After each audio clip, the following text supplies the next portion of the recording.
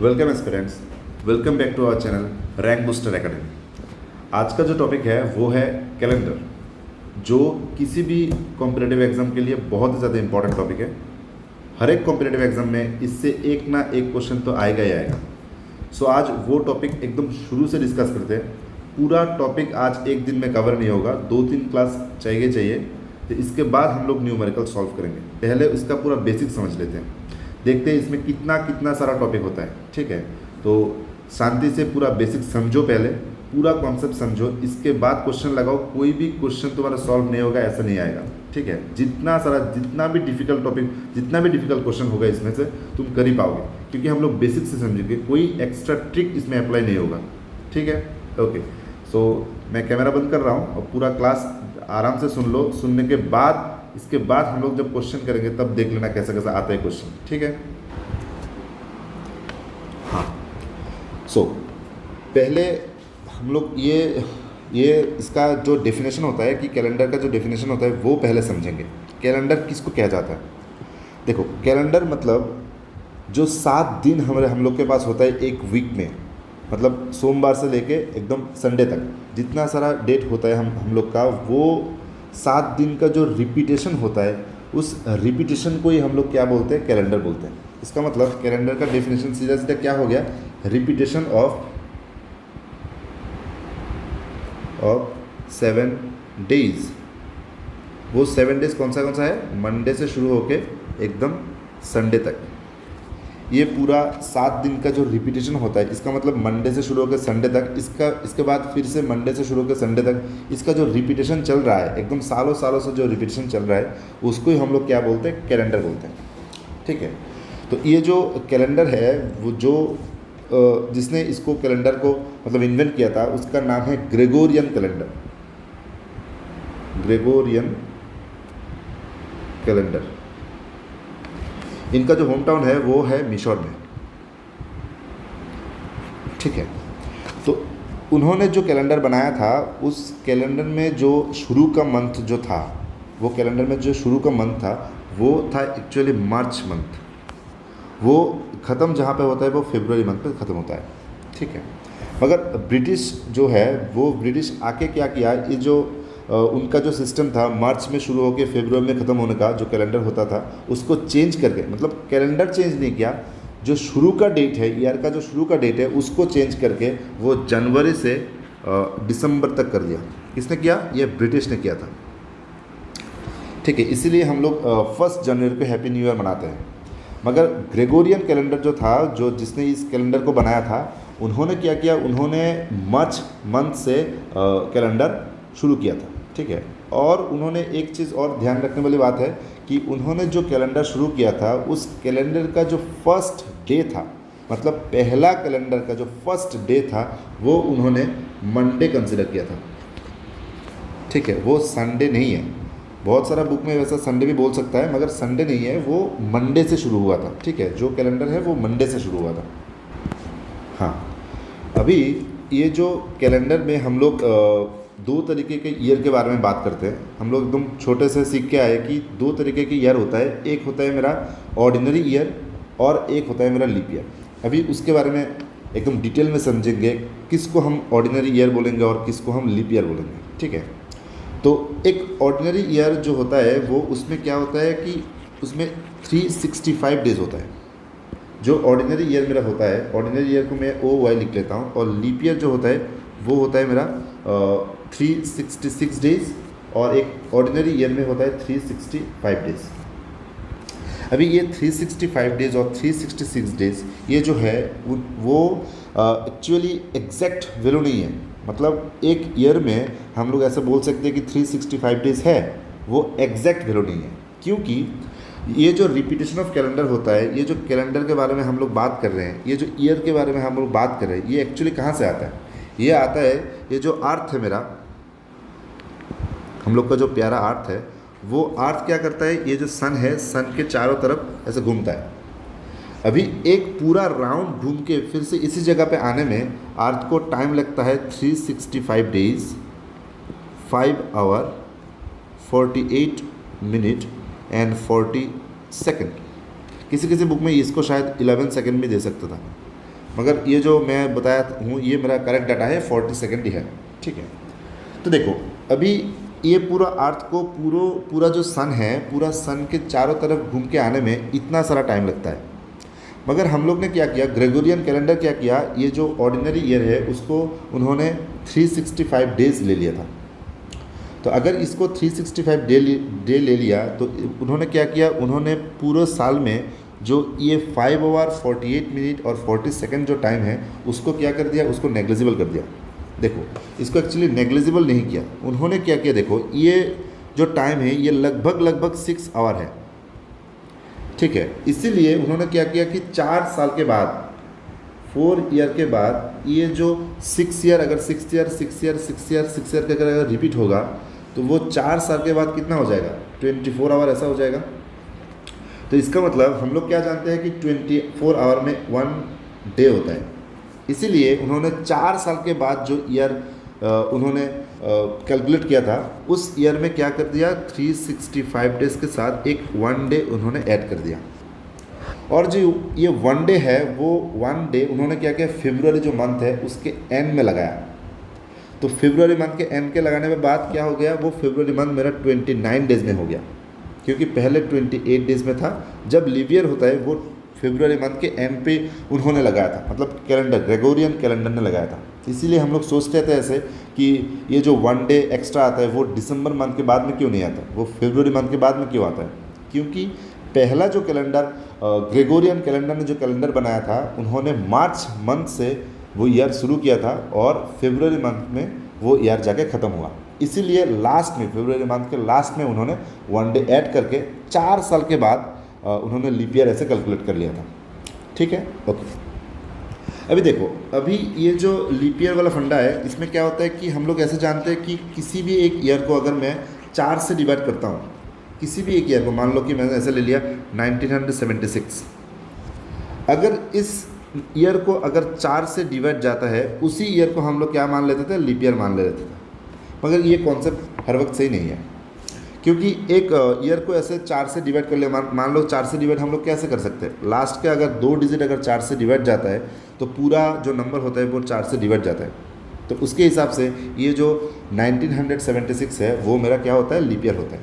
ये बिल्कुल सही है, कोई इसमें गलती नहीं है। जो 1976 जो ईयर है वो लीप ईयर ही होता है। मगर जब हम लोग सेंचुरी ईयर में जाएंगे, सेंचुरी ईयर मतलब 100th ईयर या फिर 200th ईयर या फिर 300th ईयर या फिर 400th ईयर, अगर इस तरह के ईयर में हम लोग जाएंगे तब थोड़ा कॉन्सेप्ट दूसरा है।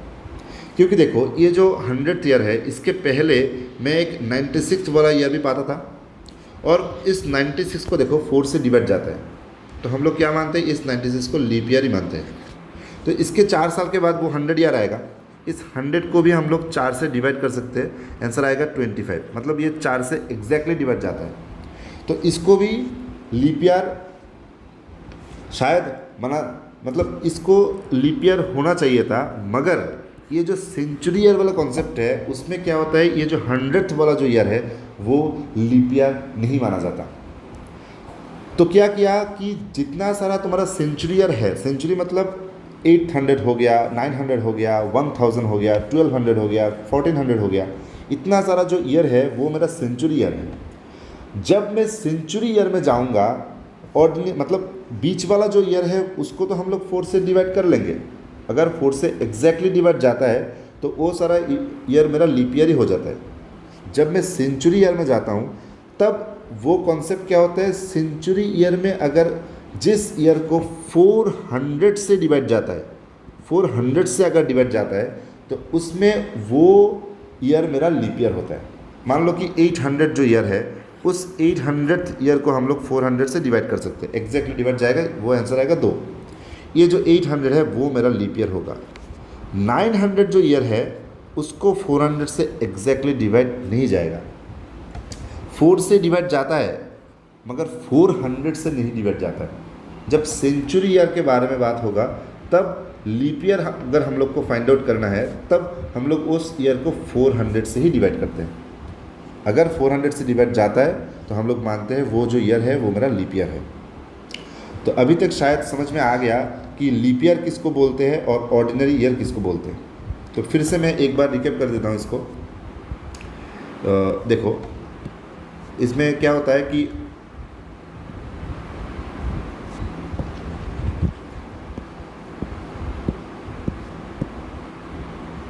देखो, तो इसमें जो लीप ईयर वाला फंडा है तो उसमें एक अगर सेंचुरी ईयर नहीं होके, मतलब सेंचुरी ईयर अगर नहीं होता है तो बीच वाला जो कोई ईयर होता है उसको हम लोग 4 से डिवाइड करते हैं। अगर ये ईयर पूरा 4 से डिवाइड चला जाता है तब मेरा वो ईयर लीप ईयर कहलाएगा। अगर 4 से डिवाइड नहीं जाता है तब मेरा वो ईयर ऑर्डिनरी ईयर कहलाएगा। और अगर सेंचुरी ईयर होगा, और अगर वो ईयर सेंचुरी ईयर होगा तब हम लोग 400 से डिवाइड करते हैं। मान लो कि 300, इसको 400 से डिवाइड नहीं जाता है। मान लो कि 1200, इसको 400 से डिवाइड जाता है। इसका मतलब ये जो 1200 जो ईयर है वो मेरा लीप ईयर हो गया। शायद समझ में आ गया इतना सारा कि किसको लीप ईयर बोलते हैं और किसको लीप ईयर नहीं बोलते। अभी एक क्वेश्चन मन में आ रहा होगा शायद, क्यों हम लोग 400 से डिवाइड करते हैं, क्यों हम लोग 300 से डिवाइड नहीं करते। वो क्वेश्चन शायद मन में आया होगा स्टूडेंट को। देखो क्या होता है कि हम लोग जब वो 5 आवर 48 मिनट और 40 सेकेंड वाला जो कॉन्सेप्ट है उसको हम लोग क्या मान लिया था, 6 आवर मान लिया था।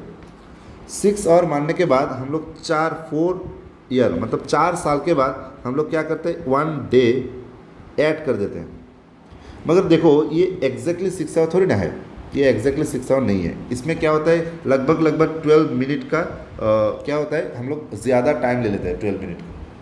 तो अगर मैं 12 मिनट को ज़्यादा टाइम ले लेता है तो क्या होता है, एकदम 1 साल से लेके 400 साल तक जितना सारा 12 मिनट हमने ज़्यादा लिया उसको नॉर्मलाइज करके जब 400 जो ईयर आएगा उसमें हम लोग क्या कर देंगे, 1 डे एक्स्ट्रा ऐड कर देंगे। तो मेरा पूरा कैलकुलेशन सही बैठ जाएगा। इसीलिए हम लोग क्या करते हैं, जब सेंचुरी ईयर आता है तब हम लोग 400 से डिवाइड करते हैं, और जो अगर बीच वाला कोई ईयर है उसको हम लोग 4 से डिवाइड करते हैं लीप ईयर पाने के लिए। शायद लीप ईयर का कंसेप्ट अभी पूरा क्लियर हो गया। ठीक है, ओके। आओ अभी हम लोग देखते हैं कि अगर मान लो कि तुमको ऐसे दे दिया कि 1 से लेके 100 इतना सारा तुमको ईयर दे दिया। अभी तुमको पूछा है कि इस 1 से लेके 100 तक total number of leap year तुम्हारे पास कितना है। देखो तो अगर मैं 100 को 4 से डिवाइड करता हूँ तो मेरा आंसर कितना आता है, 25। बट देखो ये जो 100 वाला जो ईयर है वो 100 वाला ईयर तो लीप ईयर नहीं है, तो 25 ही लीप ईयर आना था। जब 100 मेरा लीप ईयर नहीं है तो इसका मतलब है ये जो 100th ईयर है, इस 100th ईयर में 24 मेरा लीप ईयर आएगा और 76 मेरा ऑर्डिनरी ईयर आएगा। ठीक है, तो वैसे तुम अगर मान लो कि 1 से लेके 200 तक ऐसा मान लो, तो अगर 1 से लेके 200 तक अगर total number of leap year तुमको फाइंड आउट करना है तो हम लोग क्या करेंगे। देखो पहले 100 में तो 24 लीप ईयर आ गया, तो दूसरे 100 में भी तुम्हारा क्या 24 लीप ईयर आ जाएगा। तो total number of leap year कितना होगा, 24 इंटू 2 दैट मीन्स 48 हो जाएगा। अगर मान लो तुमको बोला है कि 1 से लेके 500 तक total leap year find out करना है, तब थोड़ा कॉन्सेप्ट डिफरेंट है। देखो क्यों डिफरेंट है, क्योंकि 1 से लेके तुम 400 तक अगर लीप ईयर फाइंड आउट करोगे तो देखो 1 से लेके 100 तक 24 लीप ईयर आएगा, 100 से लेके 24 तक भी 24 लीप ईयर आएगा, तो 200 से लेके 300 तक भी तुम्हारा 24 लीप ईयर आएगा। 300 से लेके 400 तक जब जाओगे तो तुम्हारा 24 के साथ और एक्स्ट्रा 1 तुम्हारा लीप ईयर आएगा, क्योंकि 400 जो ईयर है उसमें वो ईयर भी मेरा लीप ईयर होता है, मगर बाकी सब 100, 200, 300 मेरा लीप ईयर नहीं होता है। और इसके बाद जब जाओगे मतलब 400 से जगह 500 तक जाओगे तो उसमें भी तुम्हारा क्या होगा, 24 लीप ईयर ही आएगा। तो अगर मैं इसको ऐड कर लेता हूँ 24, 24, 24, 25 दैट मीन्स 96 प्लस इसमें क्या होता है 25 होता है, टोटल मिलके मेरा 121, इतना सारा लीप ईयर हो गया। समझ में आ गया। तो लीप ईयर मतलब अगर तुमको बोल रहा है कि ऐसे 800 ईयर्स में कितना सारा लीप ईयर होगा, तुम शायद अगर फाइंड आउट कर सकते हो। ठीक है, ओके। अभी देखो अभी हम लोग इस जो लीप ईयर का कॉन्सेप्ट है और ऑर्डिनरी ईयर का कॉन्सेप्ट है वो ग्रेगोरियन कैलेंडर जो है उनके कॉन्सेप्ट से हम लोग सीख गया कि किसको लीप ईयर हम लोग बोलते हैं और किसको हम ऑर्डिनरी ईयर बोलते हैं। अभी थोड़ा मैथमेटिकली हम लोग को समझना होगा कि किसको हम लोग ऑर्डिनरी बोल सकते हैं और किसको हम लोग लीप ईयर बोल सकते हैं। देखो, जब हम लोग मैथमेटिकली का कॉन्सेप्ट में आता है तब हम लोग को एक चीज़ और जानना होगा जिसका नाम है ऑड डेज। ये ऑड डेज क्या होता है? देखो, अगर तुमको बोला है कि यहाँ पे 60 डेज है, 60 डेज है, ठीक है, और तुमको बोला है इन 60, मतलब ये जो 60 डे है ये कंजिक्यूटिव 60 डे होना होगा। क्या होगा? कंजिक्यूटिव 60 डेज होना होगा। अगर तुमको बोला है कि कंजिक्यूटिव 60 डेज है और इसमें से तुमको ऑड डेज निकालना है, तो तुम क्या करोगे? इन 60 डे को तुम लोग 7 से डिवाइड करोगे। अगर 7 से डिवाइड करता हूँ तो यहाँ पे 8 बार जाएगा, यहाँ पे 56 होगा और रिमाइंडर मेरा कितना निकलेगा? 4 निकलेगा। ये जो रिमाइंडर मेरे पास आया है, इस रिमाइंडर को ही हम लोग क्या बोलते हैं? Odd days. ठीक है, तो हम लोग क्या सीखा है कि अगर किसी एक नंबर ऑफ डेज तुमको दे देता है तो उसमें से अगर ऑड डेज तुमको फाइंड आउट करना होता है तो हम लोग 7 से डायरेक्ट डिवाइड करते हैं इसको, और 7 से डिवाइड करने के बाद जो रिमाइंडर बचता है उसको ही हम लोग क्या बोलते हैं? ऑड डेज बोलते हैं। अभी इसी कॉन्सेप्ट से अगर हम लोग लीप ईयर और ऑर्डिनरी ईयर को डिस्टिंग्विश करते हैं तब देखो क्या होता है। मान लो कि यहाँ पे ऑर्डिनरी ईयर है और यहाँ पे लीप ईयर है, तो लीप ईयर में कितना सारा डेज होता है? 366 डेज होता है, और ऑर्डिनरी ईयर में तुम्हारा 365 डेज होता है। अभी ये 365 को अगर मैं 7 से डिवाइड करता हूँ तो मेरा यहाँ पे कितना बार जाएगा? 5 टाइम्स जाएगा, 35, और यहाँ पे 1 आएगा, यहाँ पे 5 आएगा, तो इसमें मेरा 2 टाइम्स जाएगा, यहाँ पे 14 हो गया, यहाँ पे 1 हो गया। ठीक है, तो अगर 365 को मैं 7 से डिवाइड करता हूँ, मेरा जो कोशेंट आता है, ये जो कोशेंट है वो मेरा कितना आ गया? 52 आ गया। इसका मतलब क्या है? ये जो 7 डेज है, ये 7 डेज 52 टाइम्स रिपीट हुआ है। अगर ये 52 टाइम्स रिपीट हुआ है, इसका मतलब एक ऑर्डिनरी ईयर में मेरा 52 वीक्स होगा और एक डे एक्स्ट्रा रहेगा। ये जो एक डे है उसको हम 1 ऑड डे बोलते हैं। तो मोटा मोटा क्या निकला कि एक ऑर्डिनरी ईयर मतलब जिस ईयर में 52 वीक्स होगा और एक ऑड डे होगा, उसको हम लोग क्या बोलते हैं? ऑर्डिनरी ईयर बोलते हैं। और अगर एक लीप ईयर के बारे में हम लोग सोचते हैं, इसको भी हम लोग क्या करेंगे? 7 से डिवाइड करेंगे, तो यहाँ पे 5 आएगा, 35, 16, 2 टाइम्स जाएगा, 14, और रिमाइंडर कितना आया? 2 आ गया। इसका मतलब इसमें मेरा होगा 52 वीक्स और 2 डेज, और ये 2 डेज जो होता है वो 2 डेज और मेरा ऑड डेज होता है। समझ में आ गया? इसका मतलब ऑर्डिनरी ईयर और लीप ईयर में मैथमेटिकली हम लोग डिस्टिंग्विश करते हैं, तो हम लोग बोलेंगे कि एक ऑर्डिनरी ईयर मतलब जिसमें 52 वीक्स और 1 ऑड डे, और लीप ईयर जो होता है उसमें 52 वीक्स ही होता है मगर 2 ऑड डे होता है। समझ में आ गया? ये मेरा ऑड डेज का कॉन्सेप्ट है, एक ईयर में, मतलब ऑर्डिनरी ईयर में और एक लीप ईयर में। ठीक है, ओके। अभी नेक्स्ट आओ, नेक्स्ट देखो, नेक्स्ट का कॉन्सेप्ट जो है उसमें क्या होता है कि हम लोग नंबर ऑफ ऑड डेज निकालेंगे 100 ईयर में, 200 ईयर में, 300 ईयर में, 400 ईयर में, 500 ईयर में, कितना सारा ऑड डेज होता है वो हम लोग निकालेंगे एक एक करके। ठीक है, देखो, तो अगर मान लो पहले हम लोग 1 से लेके 100 तक, ये 1 से लेके 100 तक टोटल नंबर ऑफ अगर ऑड डेज हम लोग को निकालना है, देखो क्या होता है।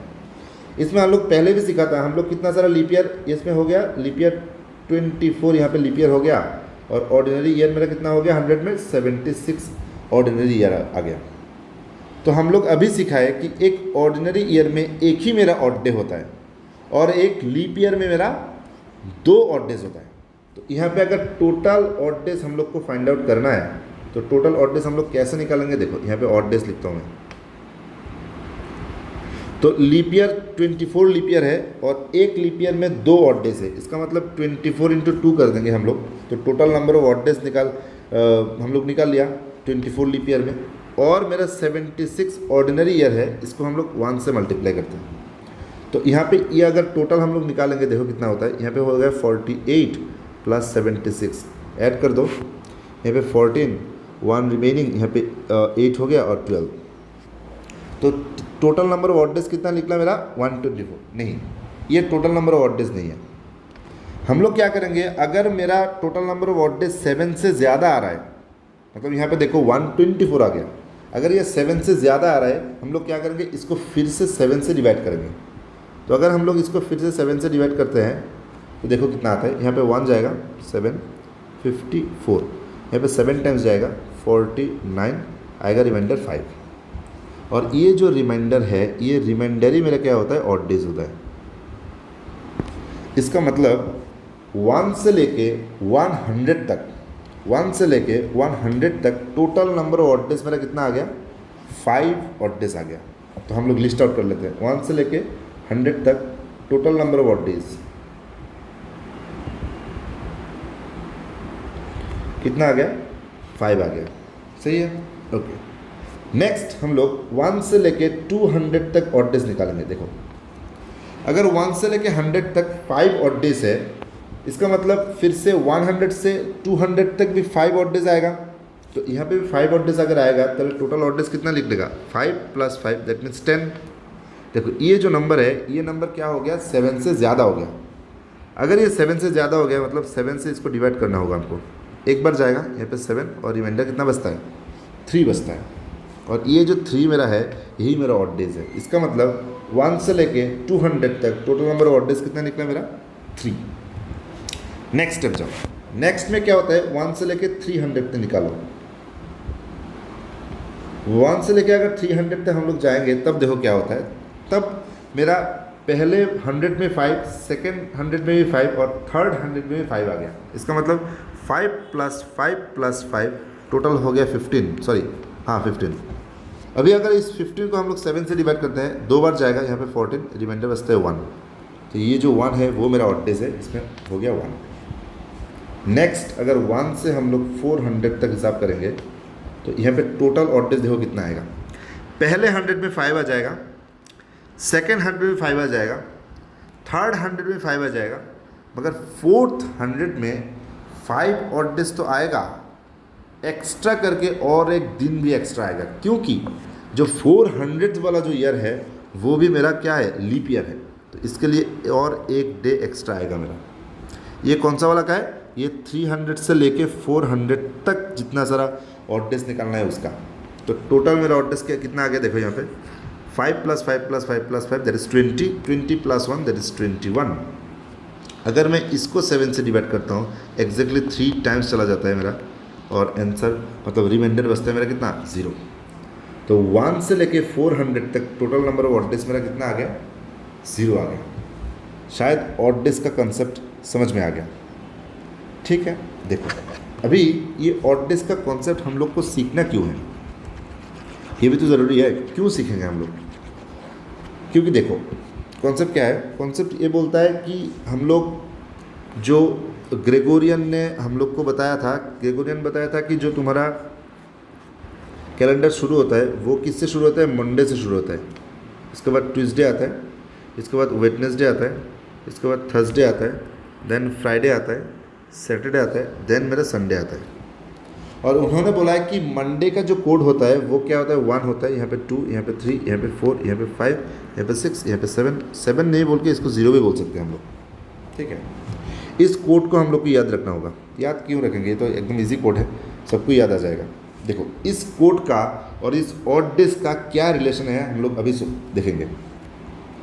देखो इसमें क्या होता है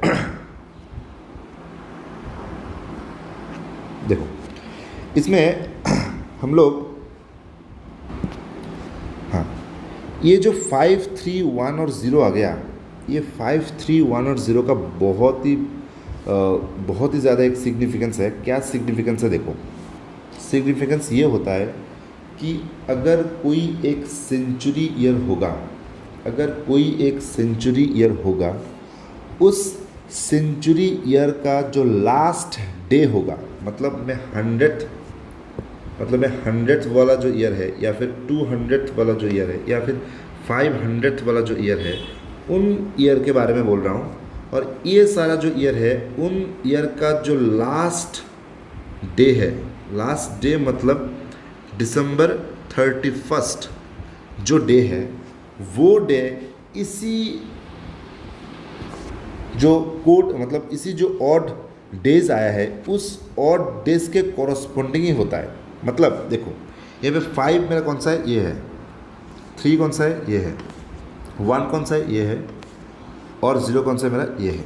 इसका मतलब क्या होता है, ये थोड़ा मतलब समझ लो, अच्छी तरह से समझ लो क्या होता है। मतलब इसका मतलब होता है कि कोई भी एक सेंचुरी ईयर अगर होता है उसका जो लास्ट डे होता है, मतलब 31 दिसंबर जो होता है, वो ये जो मंडे या फिर वेडनेसडे या फिर फ्राइडे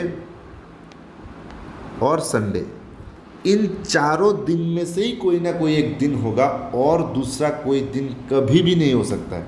मतलब ट्यूसडे या फिर थर्सडे या फिर सैटरडे कभी भी नहीं हो सकता है। ये जो डेट मेरे पास निकला है Monday, Wednesday, Friday and Sunday, ये डेट ही होगा मेरा, क्या होगा, ये डेट ही होगा किसी भी एक सेंचुरी ईयर का लास्ट डे। तो तुमको क्वेश्चन में ऐसा पूछा जाएगा कि अगर कोई सेंचुरी ईयर एंड होने वाला है, वो एंड डेट कौन सा वाला नहीं हो सकता है, तो उसमें तुम्हारा ऑप्शन ऐसा दे देगा, मंडे दे देगा, वेडनेसडे दे देगा, सैटरडे दे देगा और संडे दे देगा। तो तुम्हारा आंसर हो जाएगा सैटरडे। समझ में आ गया? इसका सिग्निफिकेंस बहुत ज़्यादा सिग्निफिकेंस है, ये थोड़ा याद रख लेना। ओके, नेक्स्ट कॉन्सेप्ट में आता हूँ। वीडियो थोड़ा लंबा हो रहा है, ध्यान से अच्छी तरह से बैठ के टाइम लेके देखना। बहुत सारा कॉन्सेप्ट बोल रहा हूँ, सीखते जाना, ठीक है? अभी भी तुम्हारा सीखने की पीरियड है, सीख जाओ, इसके बाद क्वेश्चन लगाओ। कोई भी क्वेश्चन तुम्हारा सॉल्व नहीं होगा ऐसा नहीं होगा, मैं प्रॉमिस कर रहा हूँ। ओके, नेक्स्ट देखो नेक्स्ट कॉन्सेप्ट क्या होता है। नेक्स्ट जो कॉन्सेप्ट है वो है, अगर मान लो किसी एक मंथ में, मान लो कि मेरा ये है, मैं जनवरी मंथ मान लेता हूँ। ये जो जनवरी मंथ शुरू होता है वो 1 तारीख से शुरू होता है, 1 जनवरी, वो ख़त्म होता है 31 जनवरी में, ठीक है? तो कोई भी एक मंथ का फर्स्ट डे और लास्ट डे, इसमें एक रिलेशन है। वो रिलेशन हम लोग समझते हैं कैसे कैसे होता है। देखो, मान लो कि जनवरी मंथ का जो फर्स्ट डे है, मान लो वो मंडे है, तो 2nd, 3rd, 4th, 5th, 6th, 7th, 8th ऐसा मान लो। तो 2nd मेरा क्या हो जाएगा, ट्यूसडे हो जाएगा, 3rd मेरा वेडनेसडे हो जाएगा, 4th मेरा थर्सडे हो जाएगा, 5th मेरा फ्राइडे हो जाएगा, 6th मेरा सैटरडे हो जाएगा और 7th मेरा संडे हो जाएगा, ठीक है? इसका मतलब फर्स्ट डे अगर मंडे होता है, ये मंडे घूम के कितने डेट में आता है, 8th जो डे होता है उसमें मेरा फिर से मंडे आता है, ठीक है? ये थोड़ा याद रख लेना। इसका मतलब क्या होता है, देखो इसका मतलब फर्स्ट जो दिन में मंडे होगा उसको अगर मैं 7 से ऐड करता हूँ, मतलब 1 से अगर 7 में ऐड करता हूँ, मेरा आंसर कितना आता है, 8 आता है। उसी डेट में मंडे फिर से घूम के आएगा। इसका मतलब अगर मैं इसके साथ फिर से 7 ऐड करता हूँ, मेरा आ गया 15। इस 15th वाला डेट में फिर से मंडे आएगा। इसके साथ में अगर फिर से मैं 7 ऐड करता हूँ, मेरा आएगा 22। वो उसी डेट में अगर फिर से क्या आएगा, मंडे आ जाएगा। अगर मैं इस 22 के साथ फिर से 7 को ऐड करता हूँ, मेरा आता है 29। वो डेट भी मेरा क्या आ जाएगा, मंडे आ जाएगा। समझ में आ रहा है बात क्या बोल रहा हूँ? इसका मतलब किसी भी एक मंथ अगर मंडे से शुरू होता है, मतलब फर्स्ट डे अगर मंडे होता है, उसका 29th वाला जो डे होता है वो भी मेरा क्या होता है, मंडे होता है। इसी तरीके का एक क्वेश्चन अगर मैं समझ लेता हूँ, देखो मान लो कि ऐसे मैंने दे दिया कि मेरा यहाँ पे सितंबर मंथ है। अगर मान लो कि सितंबर मंथ का जो 2 सितंबर है वो मान लो कि फ्राइडे है। अभी मैंने बोला है ये सितंबर मंथ जब एंड होगा, मंथ एंड जब होगा, उस मंथ एंड का जो डे है वो क्या होगा, वो निकाल के दिखाओ। तो देखो मैंने कॉन्सेप्ट क्या सीखा है कि फर्स्ट डे अगर मंडे है, उसका 29th डे भी क्या होगा, मंडे होगा। तो इसी तरीके से अगर मैंने 2nd जो डे है सितंबर मंथ का, वो अगर फ्राइडे है, तो फर्स्ट जो डे होगा वो मेरा क्या हो जाएगा, थर्सडे हो जाएगा। तो अगर ये थर्सडे हो गया तो इसका घूम के 29th वाला जो डे है वो भी मेरा क्या हो जाएगा, थर्सडे हो जाएगा। इसी कॉन्सेप्ट में और हम लोग जानते हैं कि सितंबर में जो मंथ होता है वो 30 डेज़ का होता है। तो इसका जो एंड वाला डे होगा वो 30th सितंबर होगा। तो अगर 29 सितंबर अगर थर्सडे है, उसका 30 सितंबर कितना होगा? फ्राइडे हो जाएगा। समझ में आ गया क्या बोल रहा हूँ? इसका मतलब तुमको अगर फर्स्ट या second day of a month अगर तुमको बोल देता है, तुम चट एकदम एक ही विदिन ए सेकेंड तुम ये बता सकते हो वो मंथ किससे एंड होगा या फिर उसका 29 वाला डे कौन सा होगा। शायद इतना समझ में आ गया। ठीक है, और एक कॉन्सेप्ट समझ लो। और एक कॉन्सेप्ट क्या है, देखो, और एक कॉन्सेप्ट है कि एक मंथ अगर मतलब एक ईयर अगर किसी एक डेट से शुरू होता है, वो ख़त्म कहाँ पे जाके होगा। मतलब मान लो कि मैं ऐसा बोलता हूँ कि 2000 यहाँ पे 2020 है, उनका जनवरी मंथ का जो फर्स्ट डे है वो मतलब मान लो कि मंडे है, वो दिसंबर मंथ में 31 अगर आएगा वो कौन सा डेट होगा, ऐसा मान लो। या फिर मान लो 2017 मैंने ले लिया, उसका जो जनवरी मंथ है उसका फर्स्ट जो डे है वो मान लो मेरा फ्राइडे है, तो उसका दिसंबर मंथ का 31 जो होगा वो कौन सा डे होगा, ऐसा तुमको बोल दिया। ठीक है, तो देखो जो 2020 है या फिर 2017 है, पहले मैं 2017 का बोलता हूँ। ये जो 2017 है वो उस 17 को हम लोग 4 से डिवाइड नहीं कर सकते, इसका मतलब ये मेरा हो गया ऑर्डिनरी ईयर। तो वो ऑर्डिनरी ईयर में कितना होता है? 365 डेज होता है। कितना होता है? 365 डेज होता है। अगर 365 डेज होता है और हमको 1 जनवरी से 31 दिसंबर तक जाना है, इसका मतलब 365 डेज कवर करके जाना है। नहीं, इसका कॉन्सेप्ट थोड़ा रॉन्ग है। देखो, अगर जब मैं 1 जनवरी तुमको फ्राइडे बोल ही दिया हूँ, तो तुम जब कैलकुलेट करने जा रहे हो तो वो तुम क्या करोगे? 2 जनवरी से कैलकुलेट करोगे। मतलब 2 जनवरी से तुम ये 31 दिसंबर तक जाओगे, क्योंकि फर्स्ट डे तुम्हारा फ्राइडे हो ही गया। इसका मतलब तुमको इस 31 दिसंबर तक जाने में, मतलब 1 जनवरी से 31 दिसंबर तक जाने में तुमको 364 डेज का गैप मिलता है। और अगर मैं इस 364 डेज, टोटल डेज तुम्हारा 365 ही है, मगर इन दोनों में गैप कितना है, इन दोनों में कितना डेट तुमको कवर करके जाना है, वो तुम्हारा 364 डेज होता है। अगर मैं इस 364 को अगर 7 से मैं डिवाइड करता हूँ तो देखिए यहाँ पे 5 आ जाएगा, 35 1 4, यहाँ पे 2 आ जाएगा 14, मतलब एग्जैक्टली डिवाइड चला गया। और ये जो 0 मतलब ऑड डे मेरा कितना आ गया? 0 ऑड डे आ गया। इसका मतलब 0 ऑड डे मतलब इस फ्राइडे से तुम ये +0 ही करोगे। यहाँ पे जितना ऑड डे आएगा वो नंबर ऑफ ऑड डेज तुम इसी डेट से प्लस करोगे। तो अगर मैं फ्राइडे से 0 प्लस करता हूँ तो फ्राइडे ही रहेगा। तो इसका मतलब दिसंबर जो मंथ है वो मेरा 31 दिसंबर को मेरा कितना आ गया? फ्राइडे आ गया। तो कंक्लूजन क्या निकला इसमें से?